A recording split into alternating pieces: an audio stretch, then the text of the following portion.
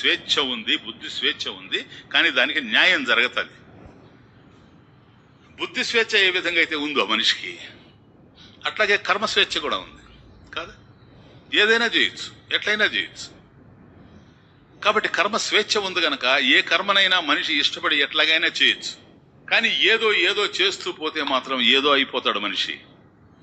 కానీ ఏది చెయ్యాలి, ఎందుకు చెయ్యాలి, ఎలా చేయాలి, ఇవన్నీ కూడా తెలిసి ఆచరించేటువంటి వాడే కర్మ విషయంలో కూడాను ఉత్తీర్ణులవుతాడు. ఉదాహరణకి మనం పోతున్నాను, ఆయన ఇప్పుడు వర్షం వచ్చింది, దారిలో మధ్యలో వర్షం వచ్చేసింది అనుకోండి, బ్రహ్మాండంగా మీరు వీధిలో నడుస్తూ ఉన్నారు, వర్షం వచ్చేసింది, ఏం చేస్తారు? ఆ పక్కనే ఒక పంచ ఉంటే ఆ పంచలో పోయి నిలబడతారు. అది ఆలోచన. లేదు నేను ఈ వర్షంలోనే తడుస్తూ పోతాను అనుకుంటే పోవచ్చు. అలా పోయేటువంటి కర్మ స్వేచ్ఛ మనిషికి ఉంది.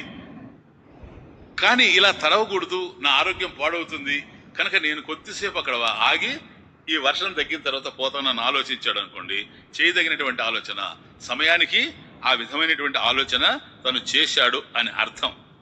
కాబట్టి ఏది ఎలా చేయాలో ఇది తెలిసి ఆచరించేటువంటి వాడు ధర్మ మార్గంలో ఉంటాడు.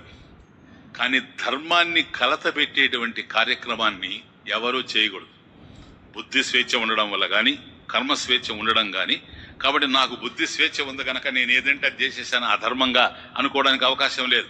నా కర్మ స్వేచ్ఛ ఉంది కనుక నా ఇష్టం వచ్చినట్టుగా ఈ ప్రపంచంలో జీవిస్తాను అనడానికి లేదు.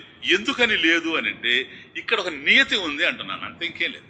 ఈ ప్రపంచం ఒక నీతితో నియమబద్ధంగా నడుస్తూ ఉంది.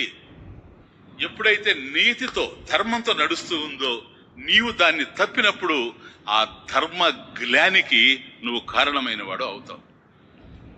అటువంటప్పుడు ఇది ఎవరిది, ఈ నియతి ఎవరిది? నియతి వెనక నియంత ఉన్నాడు, ధర్మం వెనక దైవం ఉన్నాడు. కాబట్టి ధర్మాన్ని నువ్వు ఎప్పుడైతే తృణీకరించావో దైవాన్ని కూడాను తృణీకరించావని అర్థం.